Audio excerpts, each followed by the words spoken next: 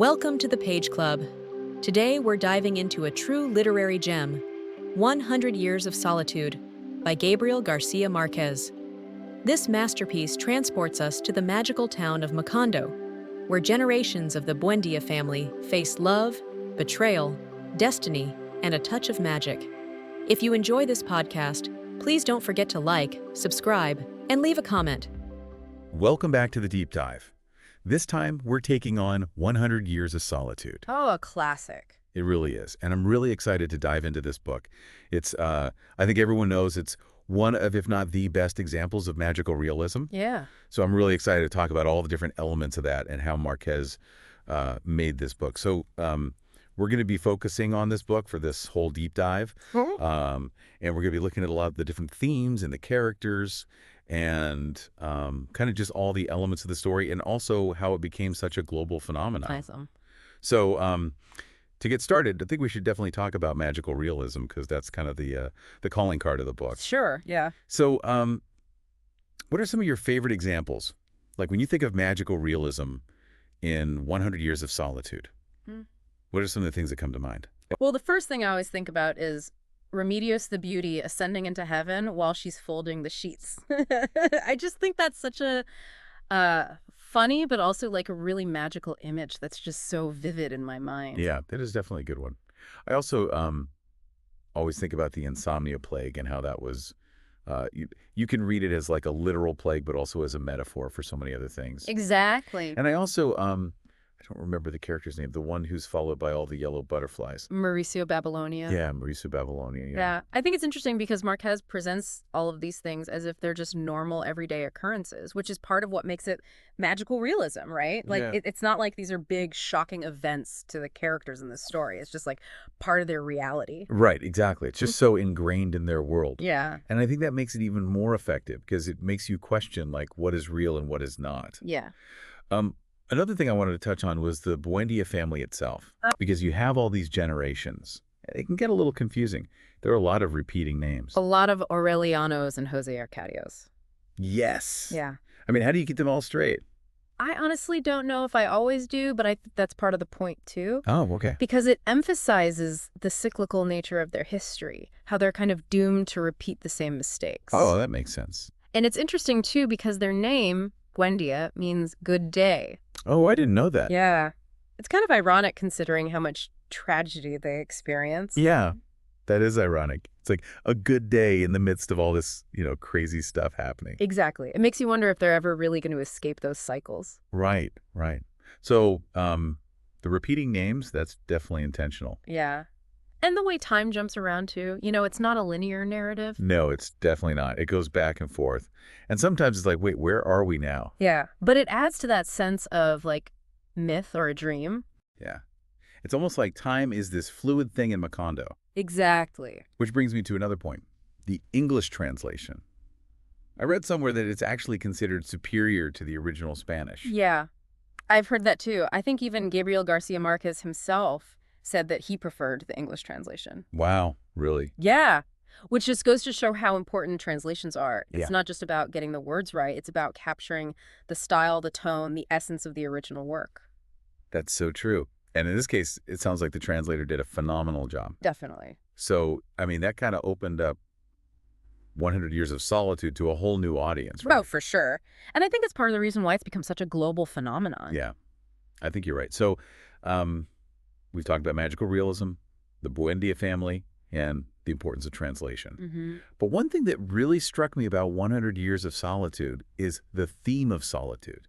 I mean, it's right there in the title, but it's so much more than just being alone, right? Right. It's about this inability to connect with others, even when they're surrounded by family. The characters often feel isolated. Yeah. It's almost like they're trapped in their own little worlds. Yeah. And even though they're all connected, there's this sense of distance between them. Exactly. It's like they're all searching for something, but they can't quite find it. And there's this one line from the book that always stuck with me. The only person you cannot escape is yourself. Oh, wow. That's powerful. Yeah. It really gets to the heart of that internal struggle. It does. It really does. It's like they're haunted by their own thoughts and feelings. Yeah. And by the past. the weight of their family history. Oh, for sure. The past is always present in Macondo. Oh, it is. And it shapes everything, their choices, their relationships, even their fate. It's like they're trying to escape it, but they can't. Exactly. And that's part of what makes 100 Years of Solitude so captivating. I agree. Love, loss, ambition, power, violence, and the search for meaning. It's all there in 100 Years of Solitude. You know, we were talking about solitude and how it's so central to the novel. Like, it's more than just physical isolation, right? It's like a deeper kind of loneliness. Exactly. And I think one of the characters who really embodies that is Amaranta. Oh, yeah, definitely. She kind of chooses to withdraw from the world, right? She does, and she ends up living this life full of regret and unrequited love. It's almost like she punishes herself. Yeah, and it all culminates in her literally stitching her own shroud. That's such a powerful image, right? It is. It's like this metaphor for how we can kind of shut ourselves off from the world. And from love and connection. Exactly. And it's interesting because in a way she creates her own solitude. It becomes a self-fulfilling prophecy. Exactly. Like the more she isolates herself, the more isolated she becomes. And I think that speaks to a larger point about solitude in the novel. Hey, what's that? It's not just about being physically alone. It's about this inability to bridge the gap between our inner world and the outer world. Right. And for the Buendias, that gap is often filled with secrets and unspoken desires. And the weight of their ancestors' mistakes. Yeah, the past is always there haunting them. It is, and it's interesting because we were talking about the repeating names and the cyclical nature of their history.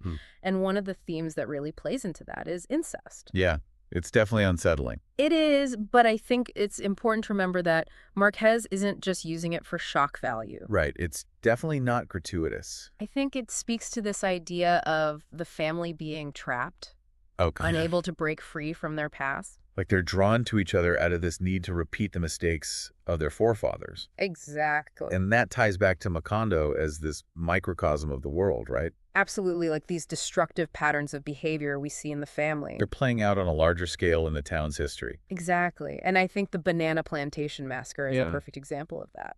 Oh, for sure. It's just this brutal act of violence and exploitation. And it's based on a real historical event. The Banana Massacre of 1928. Right. But in the context of the novel, it takes on this almost mythical quality. Yeah, it becomes part of Macondo's collective trauma. This wound that continues to shape the town's destiny. And then there are the plagues, too. The insomnia plague, the plague of forgetfulness. Yeah, it's like they're not just literal afflictions. No, they're metaphors for societal ills. For the ways in which we can be consumed by our own anxieties and obsessions. And without that connection to the past, we're doomed to repeat the same mistakes.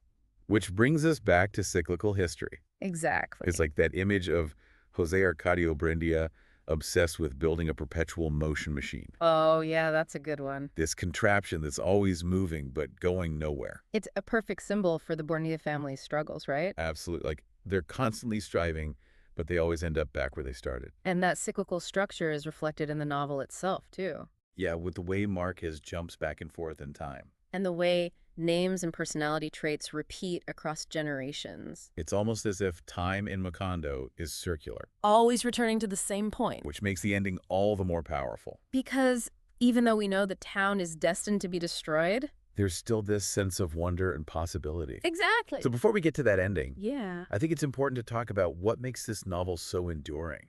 Okay. I mean, why do you think 100 Years of Solitude has resonated with readers for so long? Well, for one thing, I think it's Marquez's writing. Oh, it's beautiful. The language is so vivid and poetic. Yeah, and he creates this world that's both familiar and strange. Exactly, and I think that's what draws people in. It's like you're transported to this other reality. And then there are the themes. Which are so universal. Love, loss, family, solitude. It's search for meaning. These are things that everyone can relate to. And I think Marquez explores them in a way that's both profound and entertaining. Yeah, he manages to balance this epic scope. With these intimate moments. And then there's the magical realism. Which just adds this whole other layer to the story. It makes you question everything you thought you knew about reality. So I think it's the combination of all these things. The writing, the themes, the magical realism. That makes 100 Years of Solitude such a timeless classic. A book that continues to resonate with readers generation after generation. So we've talked about a lot in 100 Years of Solitude. We have. The magical realism, the solitude, the cyclical history. And how all of that comes together in this incredibly rich and complex world. Exactly. But I think there's one thing we haven't really addressed yet. What's that? The ending. Ah, yes, the ending. It's one of those endings that really stays with you. Definitely, it's both inevitable and surprising. Like you know it's coming, Yeah. but it still hits you with full force. And it all comes down to Melquiades' parchments. Right, those mysterious writings that have been foreshadowed throughout the novel. And when Aureliana Babylonia finally deciphers them, It's like the whole story comes full circle. time collapses, history repeats itself, and Macondo is wiped off the map. It's almost like the act of reading the prophecy triggers the town's destruction. Which raises a big question. Did the Buendias ever have a choice? Right. Were they always destined to meet this fate? It's like they're caught in this web of predetermined events. And yet we see them making choices throughout the novel. So is it free will or is it fate? It's that tension that makes the ending so thought-provoking. Because even though we know what's going to happen, We still feel the weight of it. and I think that's part of Marquez's genius. He makes us question the very nature of time and history and our place in the grand scheme of things. And I think that's one of the things that makes 100 Years of Solitude such a powerful and enduring novel, It challenges us to think about these big questions. and to find our own meaning in the story. And even though the ending is a bit bleak, It's also strangely beautiful. there's this sense of peace that comes with the town's destruction. Like it's finally at rest. And I think that's something we can all relate to. The need for closure. The desire to let go of the past. So as we wrap up our deep dive into 100 Years of Solitude, Yeah. I think it's important to remember that this novel is more than just a story. It's an experience. It's a journey into the heart of human nature. And into the magical possibilities of literature. So if you haven't read it yet, I highly recommend it. and if you have, It's always worth revisiting. because there's always something new to discover. And I think that's the mark of a truly great work of art. It stays with you long after you've finished it. And it continues to challenge and inspire you. So thank you for joining us on this deep dive. It's been a pleasure. And we'll see you next time on the Deep Dive.